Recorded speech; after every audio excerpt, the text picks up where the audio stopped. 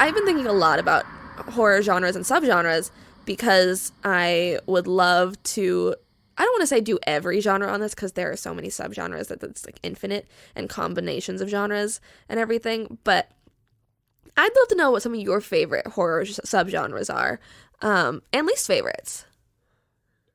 So the first one that came to mind was torture porn. As your favorite? No, as one of the most divisive for me. Oh, okay. Because on one hand, we have things like Human Centipede that I've never watched because I find it abysmal. Same. And I just have no interest in watching it. And that is to place judgment on everyone who has.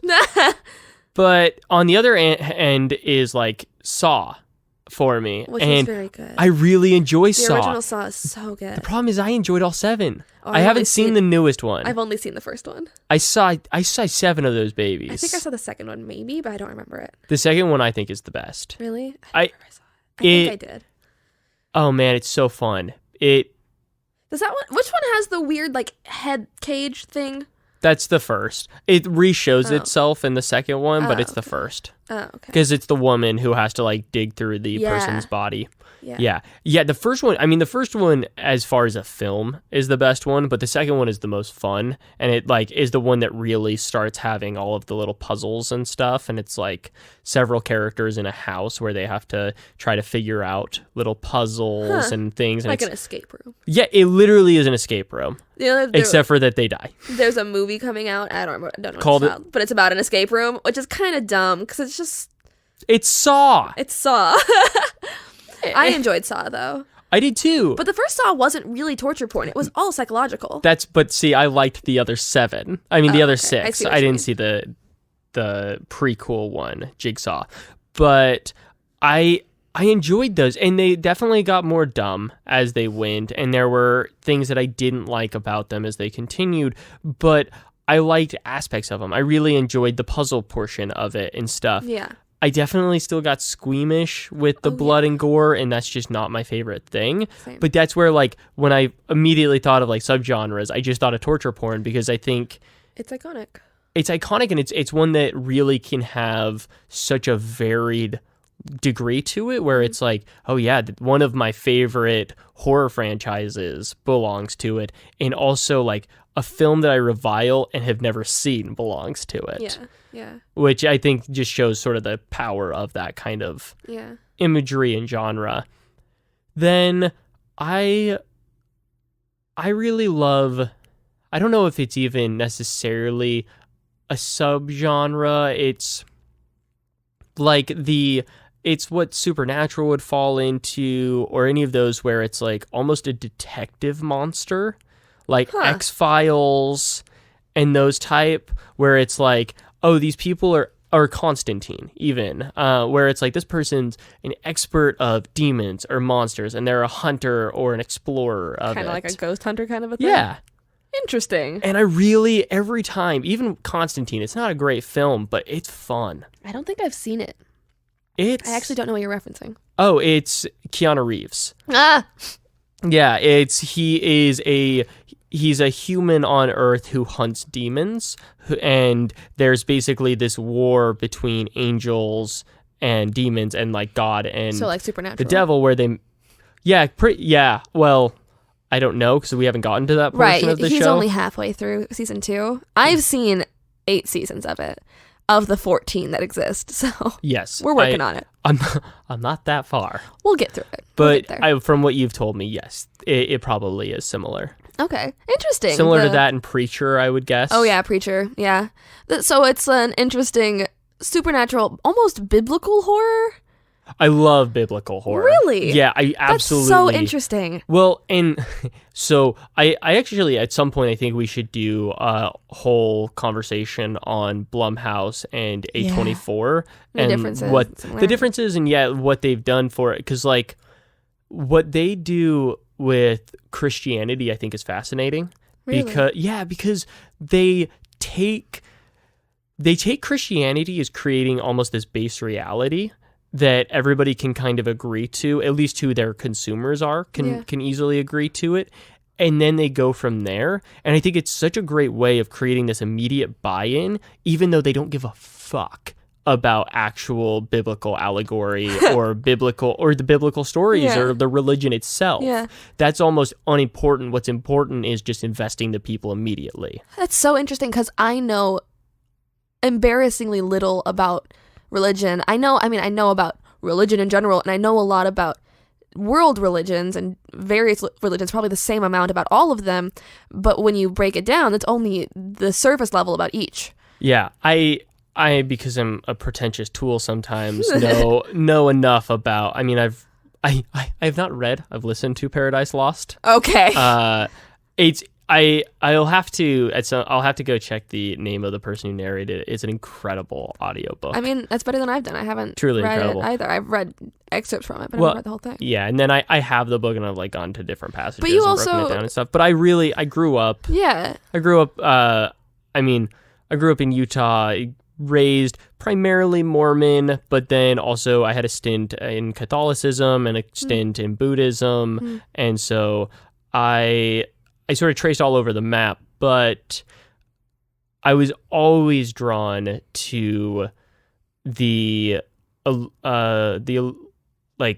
allusions or the hints towards Christianity within any sort of text I was reading. Interesting. Just because I think it's fascinating how much people derive from it. Yeah. And that's the thing that's been most appealing to me about religion is what it does to the individual, less or so the stories and the allegories and the teachings and things like that. Biblical horror and things like that, I don't really have any reference to that at all. But yeah, anything else you want to add to the topic of genre? I mean, I'm sure we'll revisit a lot. Yeah, and I think subgenres. It's an interesting one because, like, I'd be fascinated to really take more of a in-depth look at where a lot of them started and how they all kind of spiraled into existence because I'm sure it's one of those where it started just popping up and then all of a sudden people were like, oh, I guess that's a genre all of a sudden. And that's kind of that's interesting. Yeah, I love genre. I love talking about horror genre and subgenres especially. If we want to have an episode where we just talk about genres, I will be so happy. We definitely should. We got to do some research when we come into that, baby. I mean, honestly, we should... If we ever get to a point where we just don't want to pitch an idea, we should be like, actually, this time I'm going to do research into some kind of background of horror and then just come in and just talk about it and with research prepared. Yeah. So I think that would be super interesting and I've done it before, but I would do it again. Totally. I can talk about genre for hours, especially when it comes to horror. Yeah, absolutely. And if you guys are interested, let us know. Yeah. What subgenres do you like?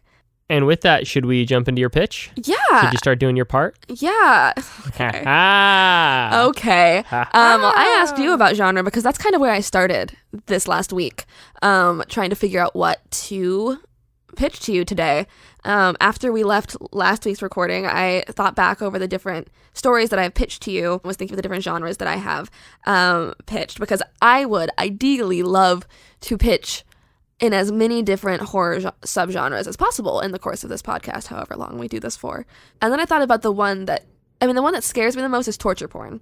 Just because I have issues with that as far as like plot, because the plot is almost always just, here's a crazy person who wants to torture you psychologically and physically. And I feel like it would require a lot of me to get into that mindset, to be able to come up with that kind of character and one that felt plausible and a plot that felt reasonable. Right. So I didn't do that one, but I went kind of the next step closer towards what I'm comfortable with. That's like the farthest from what I'm comfortable with. The next step closer was body horror. Okay. Yeah. And some body horror can be considered torture porn and vice versa. They have a lot of overlap, but I think the main defining difference between torture porn and body horror is that torture porn is someone else inflicting it on the person being tortured. Yeah. Whereas body horror oftentimes comes from within. It's the body, but it's your body doing it to itself, or it's something within your body doing it to you. It's not an external other person like torture porn. Other genres I considered were like aliens, or I actually read the entire Wikipedia page for weird horror, which is great. It's basically if Lovecraft was a genre. So it's like supernatural, fantastical, sci-fi horror, like The Void or The Endless or anything by H.P. Lovecraft. Cool. Yeah, it's super cool. I look forward to something coming from that. I know. I want to so badly, but it is a lot. Yeah. In general, I think it would take a lot for me to get there because it's so literally out of this realm. So I went with something a little bit easier and more attainable, which instead focused on the body horror. And to me, I don't like body horror for the same reason. I mean, I like it, but I don't like it for the same reasons I don't like torture porn. And that's because it makes me cringe so hard when things happen to the body. I hate... Yeah, like bones breaking and sticking out of the skin, or eyes popping out, or fingernails. Every time I think of fingernails. There's so many things about body horror that is so shudder-inducing. But I think that's why I chose it this week. So I was like, I want to do something that's going to be difficult for me to deal with. Yeah. So I started thinking about body horror. So the other thing about body horror is that I this week was like, oh, I'm going to do body horror and it's just going to be like just that. It's not going to be another like cerebral, symbolic, like I'm always doing. And then of course it was, because I can't do horror any other way. It's always a fucking metaphor for something else because I'm so fucking masturbatory all the time. I hear you though. The last episode, I sort of was for a moment like, oh, it doesn't need to have a metaphors, and then it helps. It really helps. It helps when fleshing it out to have something underneath, to just have that little bit of definition that will carry the thing through. And I also feel like it resonates better with audiences, even if the metaphor isn't ever overt, even if the audience doesn't really know what it's about. As long as the metaphor is strong enough and the feeling and the fear is strong enough, people will be affected by it, even if they don't even know why. Yeah. Which I love. I love that concept and that idea. That feeling where you watch it and you're like, oh, that really affected me. And then you find out what it was, quote unquote, about, what it was a metaphor for. And then you're like, oh shit, it affects me even more now. Love that. So of course it became a metaphor for something else. So I started thinking about the kind of body horror that, is really prevalent. It's a kind of a stereotype. It's kind of a cliche, but body horror as a metaphor for puberty. And I've been watching Sex Education on Netflix, and I've been auditioning for just a ton of teenage girl roles this week. Just every freaking thing I'm called in for is a teenage girl, like 15, and they're always angry and moody and upset and lost and blah, blah, blah. So I've been thinking a lot about puberty and coming of age specifically. And body horror for a long time has been an interesting metaphor for that. So you think of like, what is it? My Life as a Teenage Werewolf or something. The original Teen Wolf, the movie. That whole thing was a metaphor for puberty, for what happens to your body that makes you feel like a monster, that turns you into a monster. Going through puberty is a horrible experience, a horror-filled experience on its own. Anyone who's gone through it can agree. It's awful. But that's what body horror for a long time in its early phases was about. The horror of your own body. And you don't ever experience that horror so much as you do when you're going through puberty. Agreed. Yeah. I say as my voice cracks.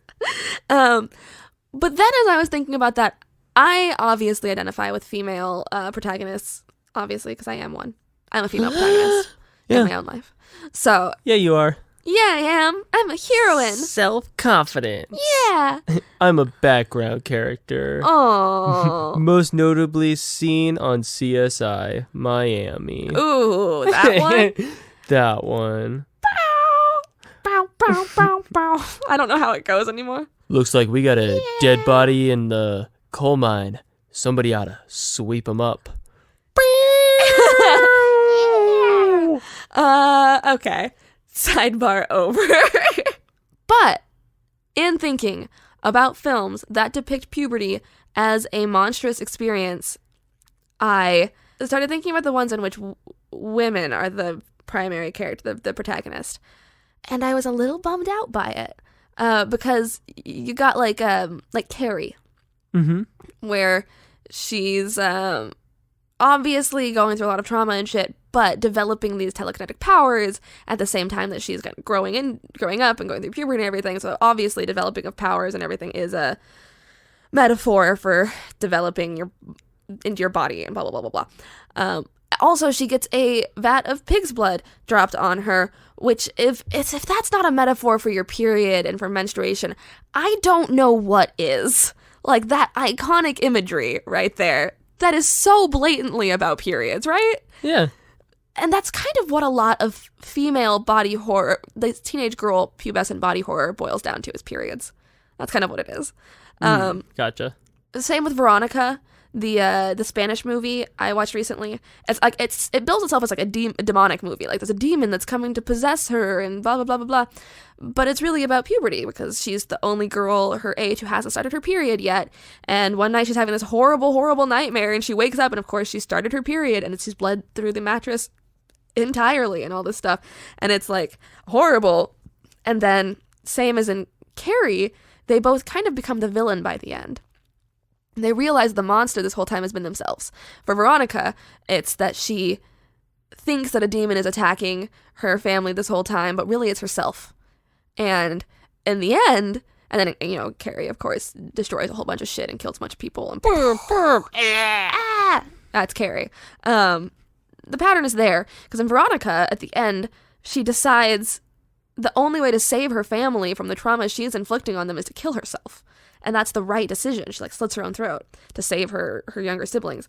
And I know this might be a bit of a read, a bit of a reach, but basically what they're saying is that girls going through puberty turn into monsters so terrible that it's preferential that they kill themselves than subject their families to it.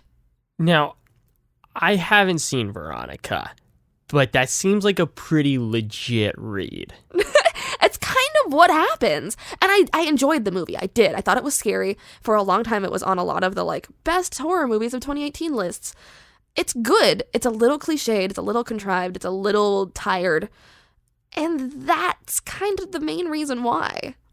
Yeah. This idea that female puberty is so horrible. Well, and it is the same with Carrie.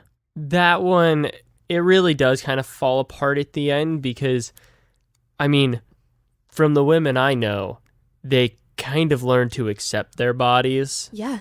And, I don't know, continue with life. And they don't get murdered, I think, by their mom when killing their mom and then come back from the grave. Yeah. And I get that it's horror, but it's just that the metaphor falls apart at the end. Yeah. And yeah, it's been a long time since I've seen a lot of these movies I'm referencing, but the Teenage Werewolf, blah, blah, blah, and the Teen Wolf TV remake both have a bit of a tongue-in-cheek to them. They're a bit campy. And yeah. I feel like they deal with it in a much more lighthearted term than female puberty is ever dealt with in horror movies. And so that's kind of where I was starting from. So what I really want to see is a film where a teenage girl going through puberty doesn't turn her into a monster that deserves to die. Because I feel like that's a really interesting example of this kind of tacit misogyny in pop culture. The way that it's just, like, kind of hidden and you don't really realize that it's there until you think about it really hard, and I think about things really hard. But I want to shift the focus a bit away from, even though puberty itself is a horrifying experience and is a great topic for horror and body horror especially, I don't think it needs to make people into monsters, and I think people usually come out the other end better, not worse. Mm-hmm. So that was where I came from in figuring this out. That's what I was thinking about. So here are our characters. We've got Abby, who's our lead, and she's awkward, prepubescent, probably like 14, well, maybe not but like current pubescent. She is pubescent, going through puberty. It's rough. Started high school, really wants to fit in desperately. Jeremy, her best friend, also very awkward. He's a guy, obviously, about her age. He's in love with her, of course, naturally. Totally. Childhood crush, has had one forever. They're best friends, also neighbors. Yeah.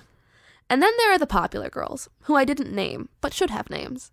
But I ran out of time to name people, so I only have Abby, Jeremy, popular girls, and douchey football players. That's my character list. How many popular girls? 3. Always three. I knew it. I knew it was always three. I don't know why I asked. Heathers, Mean Girls, Clueless, Sex Education. Every teenage film has 3 Mean Girls. Yeah, so it's Tina. No. Tony. No. Becky. Okay. Jenny. Okay. And Sid. For Sydney? Uh-huh. Okay. So Sydney, Jenny, and Becky, but Sydney goes by Sid, and she's obviously the ringleader. Yeah. And then douchey football players, they don't need to have names. Fuck them. Chad. They're all Chad. They're all Chad. There's Chad. no other name. No, they're all Chad. Maybe one Chaz. With a Z. Chaz. Exactly. Done. I haven't decided whether this should be present day or not. I like the idea of it being set in the 80s or 90s, at the latest early 2000s, because that's like prime teen movie time. And so I kind of like it being an homage to those times by throwing it back to then. We're about to hit sort of a renaissance of early 2000s. So yeah. We are. Should we set it in the early 2000s? Yeah. Okay, early 2000s. It's kind of like Mean Girls. Yeah, 80s is about to be played out, early 2000s about to hit, and the 90s are going to be forgotten. Okay, if that's what you think. All right. Early 2000s then. Let's go with that. Okay, so basic premise, so obvious. It almost hurts how basic it is, but I like it that way. Okay. Abby wants to be popular. More than anything, she wants to fit in. She wants to be respected. She wants to be liked. And the way to do that is to be popular. Jeremy is secretly in love with her. Duh. Boy next door. He's kind of cute in a nerdy way, you know? It's like, oh, if she could just see him for what he really is, she would fall in love with him. Sure. Naturally. She really wants to get in with the popular girls. She's like the Veronica Sawyer of Heathers. She wants them to take her in, and somehow she convinces them to let her in, but only if she does what they say. Kind of like a hazing thing. And at first you're like, they don't actually want to let her in. They're just trying to fuck with her and use her. Because that's what popular, pretty mean girls do in high school, right? Sure. And they're probably like older. They're probably like 16 and she's like 14 going on 15. So they say that they'll make her cool. That she can be one of them if she just does what they tell her to do. And her first task, or one of her many tasks, there are probably a lot of them, but her one of many tasks is that she has to go out with a football player of their choosing. Because you can only be cool if boys like you. Obviously. Mm-hmm. Classic. So she goes out with this douchey football player, Chad. Or Chad. Or Chaz. Or Chad. One of them. And at first she's nervous and excited because, like, oh, he's a cute football player and I'm dweeby or whatever. And they go and they end up at, like, Lookout Point, you know, classic remote area. And he starts making moves. And at first she's kind of into it, but then he gets a little too much. And she's like, no, I don't want to do this. Like, this is too far. And he's like, don't you want to be cool? Like, don't you want to be like Jenny, Becky, and Sid? Like, they always do, blah, blah, blah, like that kind of thing, pressuring her. And it gets a little rapey. It gets a little too much. And it's like, oh shit, this is going south real quick. Like, it's taking the normal, we're making out in a car at the beginning of a horror film, and then takes it a step further into, oh no, this is too far. Uh-huh. And just as it's about to get bad is when they're attacked by the monster.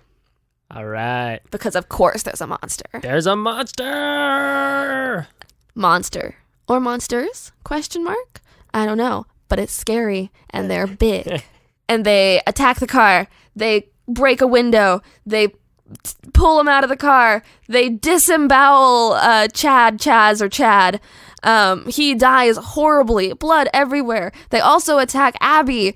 Her leg's broken. She hits her head. She blacks out. She comes to in the hospital. Chaz, whatever, is dead. The police have labeled it a freak animal accident, which has happened a lot in the area recently. There's been a lot of, cattle killed and things like that. They think it might be a cougar or something up in the mountains, but, that's why they say they shouldn't have gotten out of the car in the mountains. And she's like, we didn't get out of the car. It opened the car door. And they're like, that's not possible. You must have gotten out of the car. They don't believe her. Oh, yeah, great police work. Of course. They're clearly not in on this. No, of course not. They're the police. They don't know what's going on. So she's very injured. She's got like a broken leg and like ribs and shit. She's got to recover. So she has to take time off of school. So she has to go home. She's now like basically housebound because she's recovering. And the pretty popular new girls come and visit her. They're like, oh my God, we're so sorry about what happened, and like give her shit and stuff like that. But it's like, are they sorry, or did they mean for this to happen? What's going on here? While she's recovering, weird shit starts to happen. She feels like she's being watched all the time through the windows at night. She hears things outside, but she can't go outside. She thinks that someone is outside her window or her sliding glass door or whatever, but she can't get out of bed. She doesn't know what's going on, and things start to happen to her, and she thinks she's going crazy to the point where her hair is falling out. Her teeth are coming loose. She spits some out into the sink. Her fingernails, when she bites them, start lifting up and bleeding. Ew. Slowly but surely, she thinks she's going crazy as she's housebound here because her body is falling apart. Mm-hmm. But she also heals really fast. She can walk way before she's supposed to. Her nails grow back and they're suddenly better and stronger. Her teeth grow in and suddenly they're straight, even after she's lost them, and the next morning she wakes up and they're back, but they're better now. Her hair grows in prettier. Suddenly she's coming when she's kind of always wanted to be, but it's taken some horrible and disgusting measures to get there. Yeah. Kind of like puberty. Whoa. And this is kind of where I don't have any idea where it goes until the end. I know how the end happens. Okay. But the entire, like, middle, I'm kind of at a loss for. So, do you want to hear how the end goes, or do you want to chime in now, and then we can talk about the end? It's a choose your own adventure. So, is she, what kind of monster is she turning into? Werewolf. Okay, that's what I thought. Yes. But I wanted to make sure. Awesome. Okay, let's go to the end. Okay, let's skip ahead. So, eventually, at some point in there, in the middle, she has to figure out through investigation or whatever, I don't know how she figures it out or if they tell her whatever, but that she's a werewolf and that the popular girls are werewolves. Like, they're a little werewolf Yeah, they're pack. making her part of their And pack. so to make her cool like them, they turned her. And so the whole date thing was their idea, etc. So they could turn her. Gotcha. So she's got to figure that out along the way. And that's like a horrifying revelation for her. That's got to be like, oh no, these girls that I thought were my friends aren't my friends. They're trying to turn me into a monster, etc. Meanwhile, her best friend Jeremy has been telling her this whole time, like, because she comes back to school at some point. I don't know, something happens. That like he doesn't like the new her. He liked her before she started hanging out with these girls. He doesn't understand what she sees in them. Blah, blah, blah. On the other hand, her popular girlfriends are like, you can't hang out with him anymore. And she's like, I don't like you guys because you turned me into a fucking werewolf without asking me. All this shit. Uh-huh. And so then it comes down to the classic, like, are you going to choose between your popular new friends and the boy who liked you before you were cool? And so, of course, she's going to choose him. And she's told her girlfriends, like, no, this is ridiculous. Like, I didn't want to be a werewolf. I can't believe you did this to me. Like, I'm a monster now. All this shit, like, hardcore slams doors in their faces and they're all being all creepy or whatever. But then finds out that, but then as she's doing this, fucking hit over the head, goes unconscious. What's happened? Comes to. She's tied up in the garden shed, whatever, behind her school, and it's fucking Jeremy and her best friend. And he's like, I did it for your own good. They were turning you into something that you're not. I'm trying to, like, reach you. You don't understand. I'm in love with you. And she realizes this whole time when she was feeling like she was being watched at home and all these things that she thought was the popular girls and their pack, like, following her around, was actually him watching her all the, 'cause he's her neighbor, watching her all the time, stalking her, keeping tabs on her because he's been obsessed with her. Stalking her. He's the nice guy, you know, whereas Chad Chasington or whatever was the dick guy. He's the nice guy and he's the one that's there for her, right? And she's like, oh shit, he's not a good guy. He's a quote unquote nice guy, but he's a bad guy. But what he doesn't know is that he's kidnapped her in order to convince her of his love on a full moon, on her first full moon. And so, of course, as the night goes on, and she's like, you gotta let me go. And he's like, no, I can't. I'm doing this for your own good. And she starts to turn. And the werewolves have to be fucking legit. Like, they have to be, like, dog soldiers for the 21st century. Like, they've got to be... What? Just the reference. I'm sorry, Dog Soldiers is so good. It's so good. Yeah, and if you haven't seen it, you should go see it. It's really good for very early 2000s, and it's very grainy and very indie and very Scottish, but damn, it is good. Yep. And the design for the monsters is so good. So it's got to be like that. Like, I don't want some fucking just a wolf werewolf. I don't want some, like, feminized female, like, oh, I just have fangs and claws werewolf. No, I want fucking scary werewolves. Yeah. Not a werewolf in a bikini. No. Not a werewolf with fucking beautiful hair. Just a fucking werewolf. Yeah, hell yeah. Yeah. So, of course, she turns into a werewolf, and he starts getting freaked out because she's turning into a monster in front of him. And so he's gonna fucking kill her because he has a gun or something. And who breaks in to save her but the other girls in the pack? Nice. Who were the ones the whole time being like, you shouldn't hang out with this guy anymore. And together, using the power of female friendship and werewolves, they kill the fucker because he deserves to fucking die. In some horrible, gruesome way. Probably just lots of intestines and eyes. Oh, yeah. Lots of body horror. Gets ripped in half, and all of a sudden, part of his intestine is, like, in one of their mouths that they're gnawing on, And then, of course, the end. And I would love for the design to include their, like, actual faces in some way. Like, each one's unique so that you can tell who's who when they're werewolves, but still they're scary monsters. Anyway. But the end is back in the school day, and everything's back to normal. But now all 4 of them are, like, really just, like, they're popular and cool and aloof and all very beautiful and very fucking empowered. Like, they're the fucking queens of this school, and they will kill any fucker who tries to end them. Yeah. And I just desperately want to see a puberty movie, a pubescent movie where they go through their coming of age and come out on the other side stronger, better, more empowered, more in their own body than they were at the beginning, while still being a werewolf, a monster, a whatever it is that society wants them to be, but they're in control of it. So that's where I have, that's the overarching idea. I love it.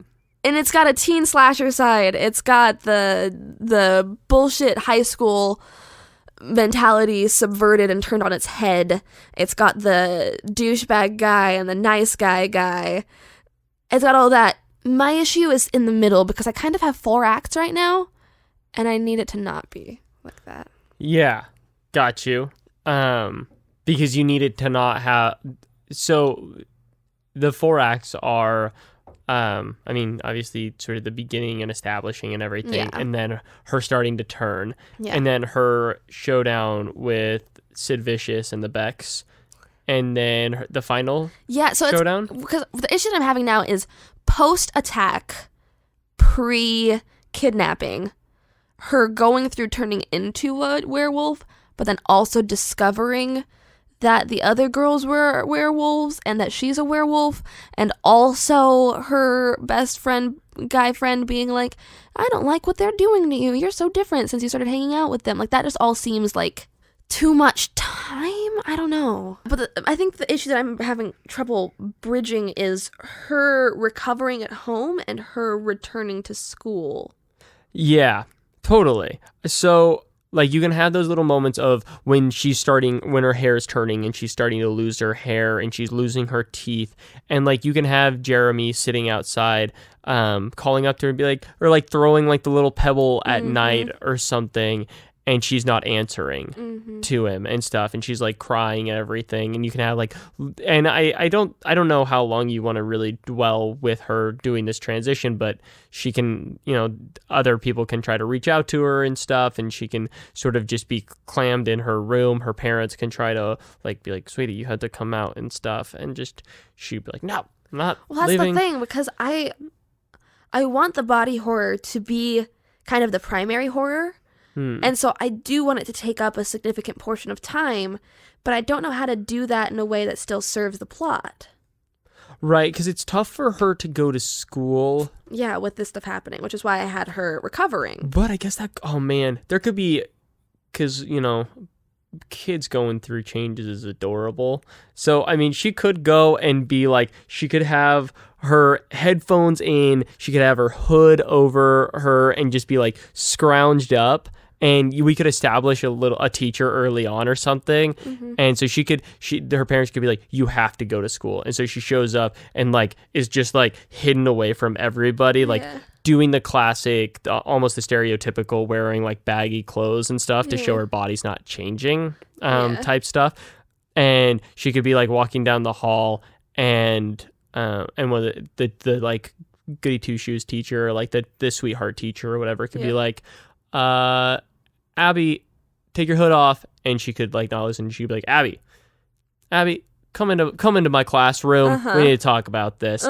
And then Abby could go into the classroom and she's like, Abby, you need to take down and she could like take it down and the teacher could be like, Abby, you can put your hoodie back on. I was thinking, actually, as you were saying that, a great twist on that would be if all of her hair fell out and she looked terrible and everything, she goes into school with the hood and the teacher's like, take your hood off, take your hood off, take your hood off. And then maybe the bully behind her pulls her hood down or whatever and she's actually got like a great head of hair that you didn't see before, and she's braced for it to be horrible and then realize it's all grown back but perfect. Interesting. I like that. I want to propose one other one, and you can totally shoot this down. So the teacher does that, and then at the end it's revealed that the teacher's also a werewolf. Ooh, that's also good. And that's so good. It's these generations of women. Yeah. Of strong women. Yeah. I mean, yes. I think we should still keep the, like, she's prepared for her hair to be awful, and then someone pulls it off, and it looks great. I think that can happen immediately after the establishing of the teacher a little bit. And then the teacher is teacher's one of them. But I don't even know if I want that revealed until, like, maybe the very end. So it's like the teacher the whole time is kind of like her support the whole time, like, I know you're going through some changes and it's really scary for you and blah, blah, blah, but you have so much potential. And like she's like the cheerleader for her, the normal person. And then at the end, once everything is complete and they're back in the school and they're all whatever, maybe there's an eye thing, their eyes flash like yellow or something. And then the teacher's eyes do it too. And it's like, oh shit. Oh, I totally agree. I think it's only hinting at it. Yeah. She would never reveal it until it's a total end game, like very last thing. Yes. I love that idea because then you got women supporting women and bringing up strong women, and I love that. Yep. That's great. I also want to figure out how I can do more with the popular girls, because right now they just feel like plot devices, and I want them to. I mean, they're all plot devices, obviously, but like at a certain point, I want to find a way to integrate them into the story in a way that doesn't feel, directed. Yeah. Got you. I mean, I guess then how much do you want them to be a part of this? A good part of it. So at what point do you think they reveal that she's a werewolf and that they are werewolves? Well, that's the thing. I don't know if they do or if she figures it out. I mean, don't know either way. I think it could be that she figures it out and then they sort of gang up on her, like as she's figured it out. Yeah. That she's like her and Jeremy have figured this out, and then they're like, oh crap, we need to like go tell somebody, and they're waiting outside of do you think Jeremy knows? I think he could. Oh, okay. I hadn't thought of that. I thought that Jeremy was just like, I don't like how you're acting when you're with them, and you're like a different girl with them, blah blah blah. And then the first time he finds out that she's a werewolf is when she turns, because he kidnaps her thinking that she's just a girl. It can be either way. Yeah. Because it's pretty I mean, the only reason I was even mentioning is so that he gets knocked out and gets like exited from the scene. So if he's not even a part of the scene to begin with, perfect. Oh yeah, no. But of her figuring out what's going on and then sort of them all being there, whether it's in her house or something, and they're like, yeah, we've got to tell you what's up a little bit. And then she escapes from them or something, thinking that they're the bad guys. Right. Yeah.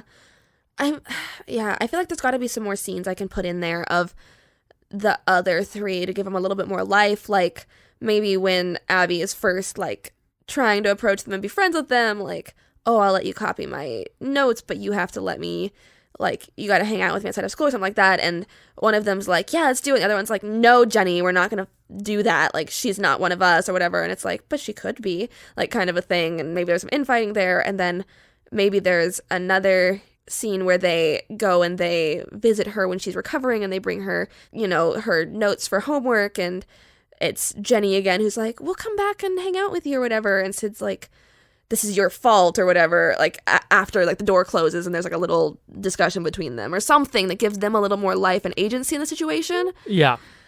That's what I'm struggling with. I love having the trio because there's just so much available for banter and stuff of like, oh yeah, you want to be cool? Well, meet us after school on Tuesday. And then one of them's like, oh no, we can't do Tuesday because Footloose is coming back for its 10th anniversary in theaters. Oh yeah, we can't do Tuesday. Yeah, never mind. Make it Wednesday. I love the idea that like Jenny's the dumb sweet one, Becky's the mean one, and Sid's the queen bee kind of a thing. Yeah, she's the queen bee with a heart of gold. Yeah. Like she's not a dick. Like she seems like she is because she's so aloof. Yeah. But by the end of it, you realize no, she's actually a good person. Right. I like that. But I am still having trouble spanning the beginning to end, and I think a lot of that will be resolved by characterizing these three girls. I think that's what I was just about to say. It's character, because you have the structure of the script. It's now you get to enjoy, you get to explore, well, who are these characters then? And you just get those fun moments. Yeah. I think if there are a couple other challenges, like two other ones, then they're a little bit more lighthearted. They're or like maybe not lighthearted, like they're tough, but they can be more just engrossing in establishing who these characters are and stuff. Because I don't want it to become campy. I don't want it to become My Life as a Teenage Werewolf. I don't want it to become too light. But I still want, it's like kind of a Chilling Adventures of Sabrina kind of thing, where there's still the mean girl high school dynamic while still having some creepy elements to it. Yeah. I'd like that. I mean, I know you're a huge fan of Heather's. I do get some Heather vibes from it. Yes. And that, I think, does a great job of, there's a little bit of, I guess, what could be perceived as camp, but it's style. Yes. Its style is what it is. Yes. And so I think that's where it could go, is it's a style choice. Yeah. It's not, oh, we didn't have the budget and so we're smudging some stuff or something. It's there's some purposeful, I think especially if you're choosing a time period like either the 80s or the early 2000s, is it comes with what almost feels like camp. You know what I just realized could actually solve a lot of my problems with this difficulty in the second act? Breaking it up into a first season. Ooh, did we just get our first Netflix original? I think if the first episode ends with the attack, and then the middle of the season spans her going through recovery, going through these horror emotions, slowly but surely forming some kind of weird friendship with these girls, eventually going back to school, all of that, and then the shit with Jeremy, and then the season finale is when she realizes that Jeremy has been a creep this whole time, and they kill him, and then it reinforces their friendship as a girl group. That's a season. It's an 8-episode season. Oh, fuck. Totally is. Yeah, it is. I was having so much trouble with the 3-act structure. Yep. It's episodic. Yeah, it's not 3 acts. Oh, man. Fuck. And that would be such a cliff ending where it's like, oh man, I cannot wait for what, and there's so much more to explore in that. It would be just like the most badass, like, holy shit, they killed someone, but the next morning they're walking to school all together in their fucking stylish ass outfits with their perfect hair, and they all look amazing, and they have their like flashing eyes, and then there's some tag scene at the very end where the sweetheart teacher is talking to someone and her eyes do the flashing thing, and you go, oh shit, she's been one of them the whole time. Yep. Oh. Okay. So we definitely get that. And then all of a sudden, the camera sort of shifts up on the house where Jeremy was murdered. And it sort of creeps in, and you have like the detective tape and stuff, and it looms in and it goes down into the basement, and they're looking and they're like, yeah, whatever it is, they tore this body apart. There's nothing left. And then I just imagine some like Jeremy turns into like some slime monster or like the Thing or like a zombie or like there's some other supernatural element to it. The next thing comes. Whatever the next monster is. Because there's got to be another shows one. up and it just is very quickly revealed. Yeah. And you hear yells from the house or whatever and it ends. There's got to be, because the next season has to have a new monster. Yep. It can't just be masculinity anymore. They've got to fight something a little bit more than that. But it's the patriarchy ultimately. Yeah, exactly. Okay, so I need the creators of Chilling Adventures of Sabrina to team up with Teen Wolf to come along and produce my 8-episode series for Netflix or Hulu. Yeah, Why take not? Hulu, or Prime. Amazon. Prime's been doing some good shit recently. Yeah. We'll sing the praises of anybody that wants to give us money. Fucking yeah. If they hear this and they like this idea, because anybody would fucking love this idea. I love this fucking idea. I would watch the shit out of this show. God, I would. It would be better than Sabrina too. I mean, Sabrina's fine. It's just the dialogue kills me. So, with better dialogue and werewolves and no stupid love triangles. Oh man, this thing, we would just take the little audience from the MTV version of Teen Wolf. Oh yeah. And we would just be like, "Hey guys, don't worry. I know you're bummed out that show's over. We got you covered." We do, with something just as good, but now it's all about ladies. Yes, I love this. I'm very happy. Cool. Yeah. Thanks for listening. Make sure you rate, review, and subscribe on iTunes. How do you subscribe, Casey? You go to the show and you click the button that says subscribe. It's that easy. Yeah. Also, make sure you follow us on social media. You can find us on Twitter at JumpscareThePod because it was too long. And you can go to Instagram and Jumpscare the Podcast because it wasn't long enough. What? Hey, Olivia. Yeah, Casey? I'm Chad.